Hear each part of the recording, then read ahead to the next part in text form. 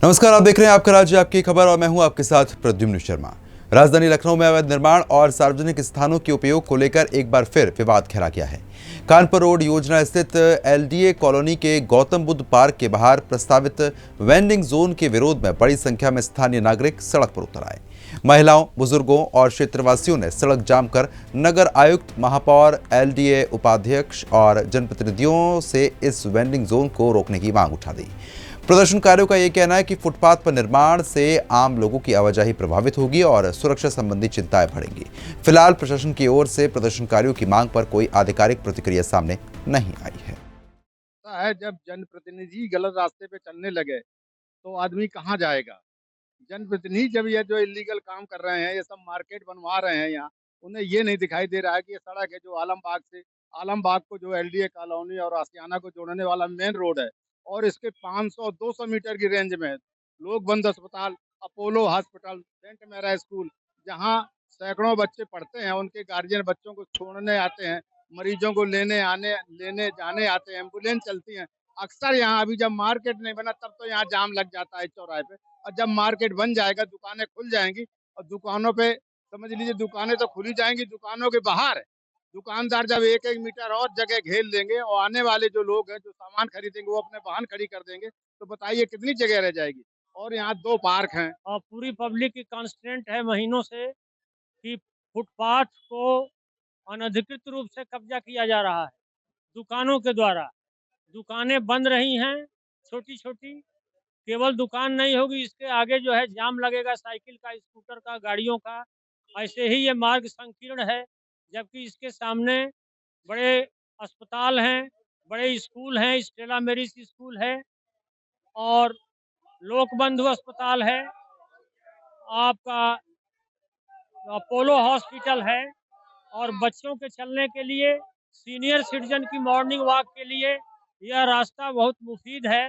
Park बने हैं, पार्कों की हरियाली को मकानों के, दुकानों के द्वारा रोक दिया गया है और हमारे नगर निगम को, अधिकारियों को संज्ञान में इसे लेना है। पब्लिक ड्यूटी है उनको संज्ञान में लाने के लिए, और यहाँ तक कि हम अपने आदरणीय मुख्यमंत्री जी के भी संज्ञान में यह लाना चाहते हैं कि इससे पब्लिक फैसिलिटी और यूटिलिटी रुक रही है, जाम हो रही है। इससे पब्लिक को परेशानी होगी, सीनियर सिटीजन्स को परेशानी होगी, स्कूली बच्चों को परेशानी होगी। रास्ता को चौड़ा करने के बजाय और संकीर्ण किया जा रहा है। समस्या ये है कि जो फुटपाथ पे दुकानें बनाई जा रही हैं, पहली बात तो ये जो सुप्रीम कोर्ट है उसके जो डिसीजन है उसका उल्लंघन है। दूसरी बात ये है कि ये दुकानें बन जाने के बाद पैदल चलने वालों के लिए रास्ता ही नहीं रहेगा। तो मेरा तो यही आपसे निवेदन है कि भाई हमको जगह कहाँ, पैदल कहाँ चले? क्या पैदल चलने वाले आदमी को कोई अधिकार नहीं है? कुछ चिताएं ठंडी भी नहीं हुई हैं और अवैध निर्माण की विकराल आग में जिस प्रकार से छोटे-छोटे मासूम बच्चे मरे हैं, तो एक तरफ तो कवायद चल रही है कि अवैध निर्माणों से, अवैध कब्जों से, अवैध अतिक्रमण से जनता को राहत दी जाए और और कानून को जो है सख्ती से लागू किया जाए। लेकिन जिस प्रकार से फुटपाथों पे कब्जा किया जा रहा है, फुटपाथों पे नगर निगम द्वारा यहाँ पे दुकानें बनाई जा रही हैं, बिल्डिंग जोन बनाया जा रहा है, उसका स्थानीय जनता यहाँ पुरजोर विरोध कर रही है। उनका साफ कहना है कि ये उच्चतम न्यायालय की जो गाइडलाइन है, उनका पूरा उल्लंघन है और फुटपाथों पे किसी प्रकार का निर्माण नहीं किया सकता। वहाँ पे लोगों के चलने की जगह है, उसको एज़ इट इज़ रहने दिया जाए। अंशुमान दुबे, सुदर्शन न्यूज़, लखनऊ। तो वहीं फर्रुखाबाद में पल्स पोलियो अभियान का शुभारंभ जिलाधिकारी डॉक्टर अंकुर लाठर ने फीता काटकर किया है। इस अवसर पर डीएम ने बच्चों को पोलियो की 2 बूंद पिलाकर अभियान की शुरुआत की और इसे सफल बनाने का संदेश दिया। उन्होंने सभी अभिभावकों से अपील की है कि 5 वर्ष तक के प्रत्येक बच्चे को पोलियो की खुराक अवश्य पिलाई जाए ताकि गंभीर बीमारियों से बचाव सुनिश्चित हो सके। डीएम ने स्वास्थ्य विभाग को निर्देश दिए हैं कि कोई भी बच्चा दवा से वंचित न रहे और घर घर जाकर अभियान को 100% सफल बनाया जाए। पल्स पोलियो वैक्सीन का ये अभियान चलता है, तो उसमें आज शुरुआत की है। ये फ्राइडे तक चलेगा, शुक्रवार तक चलेगा। उसके बाद घर घर जाके जो छूटे हुए बच्चे हैं उनको ड्रॉप्स पिलाए जाएंगे। जो जनपद का टारगेट है वो 2,92,000 है जिन बच्चों को पोलियो वैक्सीन पिलाया जाना है। सभी से ये अनुरोध है, सभी माता पिता से, कि बूथ हर गांव में बूथ बनाए जा रहे हैं। आशा और एएनएम वहाँ पर बूथ पर बैठी हैं, तो अपने बच्चों को ले जाकर वहाँ पर पल्स पोलियो की ड्रॉप्स ज़रूर पिलाएं। देखिए, आप सब जानते हैं कि पल्स पोलियो जब वैक्सीन नहीं थी तो क्या उसका क्या सिम्टम्स आते थे बॉडी में, उसी को बचाव के लिए वैक्सीन घर घर जाकर पिलाई जा रही है, गांव में बैठ के पिलाई जा रही है। तो सभी से ये अपील है कि सभी अपने बच्चों को पल्स पोलियो की वैक्सीन जरूर दिलवाएं। कानपुर के रावतपुर थाना क्षेत्र में नाबालिग किशोरी का अपहरण और जबरन मनतांतरण का शॉकिंग मामला एक सामने आया। पीड़िता ने बताया कि अरमान ने दोस्ती के बहाने उससे अगवा कर 6 दिन तक बंधक बनाकर रखा। इस दौरान उसे जबरन बुर्का पहनाया, कलमा पढ़वाया, गौमांस खिलाया और विरोध करने पर गर्म चिमटे से दाग दिया। डरा धमका कर कोरे कागजों पर हस्ताक्षर कराया और सऊदी अरब में बेचने की धमकी दी। किसी तरीके से छूटने के बाद किशोरी ने परिजनों के साथ थाने में तहरीर दी है। पुलिस ने जिहादी अरमान को गिरफ्तार कर जांच शुरू कर दी। अमेठी के नगर क्षेत्र में जमीन विवाद को लेकर शनिवार को उस समय तनाव की स्थिति बन गई जब प्रशासन ने निर्माणाधीन मकान के गेट पर ताला लगवा दिया। इसके बाद दोनों पक्ष आमने सामने आ गए और मौके पर हंगामे की स्थिति बन गई। सूचना मिलते ही पुलिस ने पहुंचकर स्थिति पर काबू पाया और शांति व्यवस्था बहाल कराई। एक पक्ष का दावा है कि उसने जमीन का विवरित बैनामा कराया है, जबकि दूसरे पक्ष ने जमीन पर अपना दावा जताते हुए प्रशासन से शिकायत की थी। प्रभारी निरीक्षक श्रीराम पांडे के अनुसार मजिस्ट्रेट के आदेश पर ताला लगाया गया और भूमि विवाद की जांच राजस्व विभाग कर रहा है। जांच रिपोर्ट के आधार पर आगे की कार्रवाई की जाएगी। अमेठी के तिलोई तहसील क्षेत्र में हाई टेंशन बिजली लाइन की चपेट में आने से एक युवक की मौत हो गई है। बता दें कि गांव में खेत में काम कर रहे संदीप यादव 11,000 वोल्ट की विद्युत लाइन की चपेट में आ गए, जिससे उनकी मौके पर ही जान चली गई। घटना के बाद इलाके में शोक का माहौल है। सूचना मिलते ही पुलिस पहुंची है। बिजली विभाग के अधिकारी मौके पर पहुंच गए और जांच शुरू कर दी है। ग्रामीणों ने आरोप लगाया है कि लंबे समय से हाई टेंशन लाइन खराब होने के बावजूद यहां पर लगी हुई थी, लेकिन इन लोगों ने नहीं हटाई। फिलहाल ग्रामीणों ने मामले की निष्पक्ष जांच के लिए आवाज उठाई है और जिम्मेदारों पर कार्रवाई और पीड़ित परिवार को उचित मुआवजा देने की मांग की। एटा में परशुराम चौक पर स्थापित भगवान परशुराम के प्रतीक फरसा और त्रिशूल देर रात अचानक भरभरा कर गिर गए, जिससे नगरपालिका के निर्माण कार्यों की गुणवत्ता पर सवाल खड़े हो गए। घटना की सूचना मिलते ही कोतवाली नगर पुलिस मौके पर पहुंची है। जांच शुरू कर दी गई है। बताया जा रहा है कि 2 दिन पहले ही नगरपालिका चेयरमैन ने स्थल का निरीक्षण कर ठेकेदार को गुणवत्ता सुधारने के निर्देश दिए थे। अब सवाल ये उठ रहा है कि यह घटिया निर्माण का नतीजा है या किसी साजिश के तहत तोड़फोड़।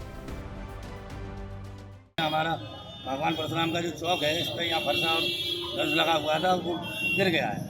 अभी हम यहाँ जब आए हैं तो हमें यहाँ इंस्पेक्टर साहब मिले हैं कोतवाली एटा के। उनका ये कहना है कि हम CCTV फुटेज यहाँ के निकलवा रहे हैं, उसमें जांच में आ जाएगा ये फरसा आदि से गिरा है या किसी अराजक तत्व द्वारा तोड़ा गया है। क्या लग रहा है आपको? अभी देखने में तो कुछ महसूस हो नहीं रहा है, क्योंकि ऊपर जाके हमने देखा है तो वो टूटा हुआ है सीधा सीधा, तो उसमें अभी एकदम नहीं कह सकते हम। ये तो अब सामने की CCTV वगैरह फुटेज आए या जो इसका जो अगला हिस्सा टूटा हुआ है उसमें कोई चोट के निशान हो, तब तो हम उसमें कुछ कह सकते हैं। अभी जांच का विषय ही है। एटा के प्रशासन से क्या मांग करते हैं आप? एटा के प्रशासन से मांग ये करते हैं कि इसमें जो भी कमी रही हो उसमें निष्पक्ष जांच हो, लेकिन नगर पालिका का जो ठेकेदार है उसके खिलाफ FIR होनी चाहिए कि हमारे आराध्य हमारे भगवान का प्रतीक चिन्ह लगा हुआ, वर्षा लगा हुआ, धनुष लगा हुआ है, क्या इसमें इतनी आपको घोटाला करने की आवश्यकता है कि इसको बनाने में आपको लग नहीं पाया, उद्घाटन नहीं हुआ है, उससे पहले टूट गया? क्या लग रहा है कि जिस तरीके से ये मतलब जो काम हुआ उसके बाद गुणवत्ता मतलब काम हुआ है? इसमें कहने का ही वाला ही नहीं भाई, ठेकेदार की गुणवत्ता आप क्यों नहीं माने? गलत है। आप जब इतना कार्यक्रम कर रहे हैं, किसी समाज की जनभावना से जुड़ा हुआ कार्य है, तो आप उसको पारदर्शिता से करना चाहिए, देखभाल के करना चाहिए। कार्य पूरा हुआ नहीं, उससे पहले ही टूट गया, तो आप इसको क्या कहेंगे? आप इसको भ्रष्टाचार की भेंट करना ही तो कहेंगे। संभल में कानून व्यवस्था के साथ अब यातायात और अतिक्रमण पर प्रशासन ने सख्त रुख अपनाया है। सिटी मजिस्ट्रेट और CO की मौजूदगी में हुई बैठक में शहर को जाम और अतिक्रमण मुक्त बनाने के लिए नई कार्य योजना तैयार की गई। इसके तहत प्रमुख बाजारों में CCTV आधारित निगरानी व्यवस्था लागू होगी और प्रतिबंधित क्षेत्रों में प्रवेश करने वाले ई-रिक्शा और अन्य वाहनों पर कैमरों के जरिए नजर रखी जाएगी।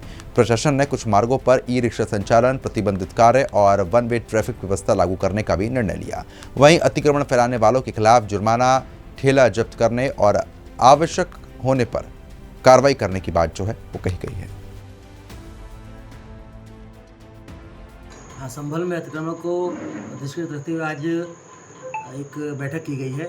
इसमें CO पुलिस, ट्रैफिक के लोग थे और हमारे EO अधिशासी अधिकारी नगर पालिका के रहे और इसमें अन्य विभागों के लोग भी रहे। विचार विमर्श हुआ। इसमें कुछ चिन्हित किए गए हैं रोड जहाँ जिसको ई-रिक्शा जोन मतलब प्रतिबंधित किया गया है, जिसमें हमारे आपका पोस्ट ऑफिस से लेके कोतवाली तक और उसके बाद फिर ये कोतवाली से लेके शंकर चौराहे तक, इनको जो है प्रातः से लेके और सायं तक ई रिक्शा प्रतिबंधित जोन रहेगा ये। और एक रास्ता सिमन सराय से लेके आपके एकता चौकी से होते हुए नकासा चौराहे तक इसको वन वे किया गया है। अभी विचार विमर्श में ये किया गया कि इसको 1 महीने तक लागू करके देखा जाएगा, इसके मेरिट्स डिमेरिट्स क्या निकलते हैं, उसके बाद फिर अगली कार्रवाई की जाएगी इसमें।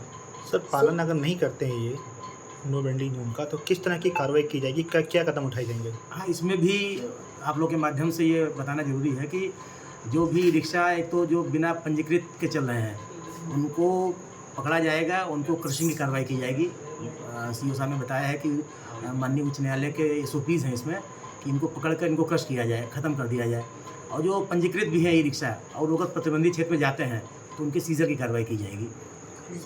सर ऐसी भी चर्चा चल रही थी कि कुछ दुकानदार अपने दुकान के सामने ठेले लगवाएंगे, उन पर क्या कार्रवाई? हाँ, जो दुकानदार जो अपने दुकान के सामने ठेले लगवाते हैं तो ठेलों को तो सीज़ किया जाएगा, जुर्माना उनसे वसूला जाएगा। लेकिन जो दुकानदार लगाते हैं उनके अगेंस्ट PP एक्ट के तहत 3/5 PP एक्ट के तहत मुकदमा दर्ज किया जाएगा।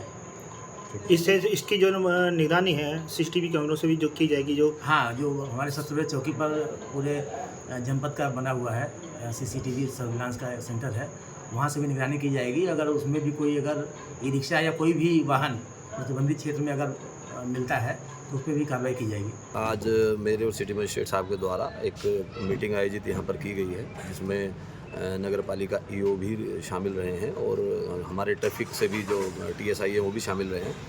जो मार्केट का जो ऐसा एरिया है जहाँ पर बहुत ही ज़्यादा घना एरिया है, भीड़ भाड़ वाला एरिया है, उसको हम लोग नो ई रिक्शा जोन बनाने की उसमें तैयारी कर रहे हैं। और जो रूट ऐसा रहेगा जहाँ पर वन वे, कुछ जगह पे वन वे किया जाएगा जहाँ से केवल वाहन जाएंगे आएंगे नहीं, जिससे आवागमन सुगमता से यहाँ चल सके और किसी प्रकार की कोई समस्या ना हो।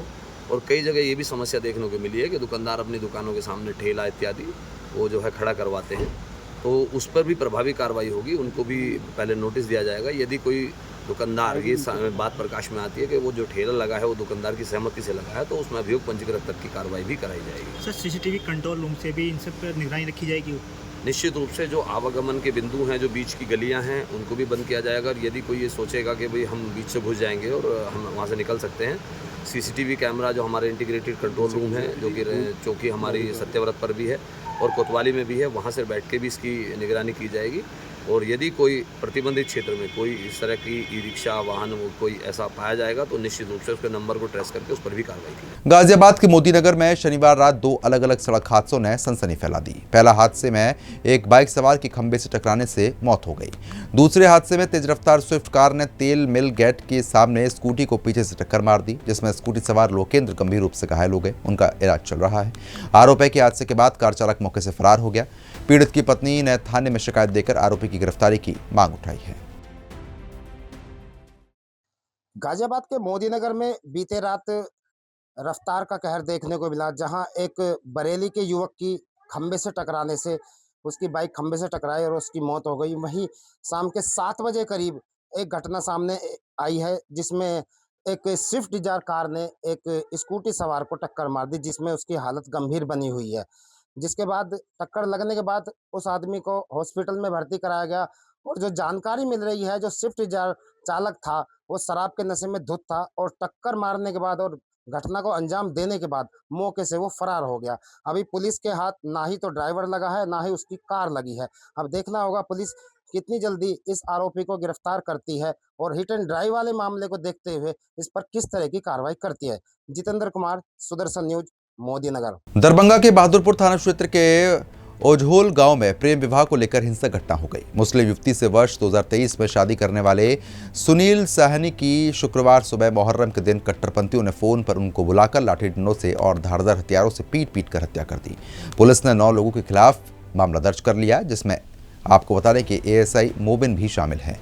गांव में तनाव है, अतिरिक्त पुलिस बल तैनात है। लेके भाग गया तो पुलिस केस हुआ था? हाँ, पुलिस केस हुआ था। तो पुलिस पकड़ी थी? हाँ, पकड़ा था, थाना भी गया, कोर्ट भी गया लड़की। हाँ, लेकिन दोनों बालिग था? हाँ, दोनों बालिग था। हाँ, तो शादी हो गया? शादी हो गया ऐसे ही। अच्छा। अब बोला कोर्ट से शादी कर लेना, कोर्ट से शादी नहीं किया, मंडी ले जाकर शादी। माल के बंटवारा में तो हत्या नहीं हो गया, चोरी चमारी करता था आप बोलते हैं? नहीं, वही नहीं, सब धमकी दिया था 1 महीना पहले ना। कि क्या धमकी दिया? धमकी दिया था, हमरो धमकी दिया, दिलीप साहनी तो मारो, बेटा आने मारेंगे, बापू मार दो। जैसे कि हम लोग को सुबह सूचना मिली कि यहाँ पे आपसी विवाद में 2 व्यक्तियों ने मारपीट किया, जिसमें कुछ लोग शामिल थे। उसमें एक व्यक्ति जो है सुनील साहनी, उनके सर पे चोट लगी थी, जो इलाज के दौरान उनको मृत पाया गया। दूसरा व्यक्ति जिनको चोट लगी है उनके पेट में कहीं पे गोली लगी हुई है, वो अभी खतरे से बाहर है, इलाजरत है। प्रथम दृष्टया जो अभी नज़र आया है कि ये आपसी विवाद था, जिसमें जो मृतक है उनके पिता के द्वारा FIR दर्ज कराया जा रहा है, लोगों को नामित किया जा रहा है। जो भी इसमें संलिप्त हैं उसको हम लोग जो है कि कार्रवाई करते हुए गिरफ्तार। बिहार के मुंगेर जिले में आपको बता दें कि पूरबसराय थाना क्षेत्र के थाने के सामने स्थित गली में एक युवक की संदिग्ध परिस्थितियों में जान चली गई। देर रात गंभीर रूप से घायल अवस्था में मिले 30 वर्षीय हसरत अली उर्फ टीपू को स्थानीय लोगों की मदद से अस्पताल पहुंचाया गया था, जहां इलाज के दौरान उसकी जान चली गई है। मृतक के सिर पर गंभीर चोट और एक हाथ टूटा हुआ पाया गया। परिजनों ने इसे हत्या करार देते हुए आरोपियों के खिलाफ कार्रवाई की मांग उठाई है।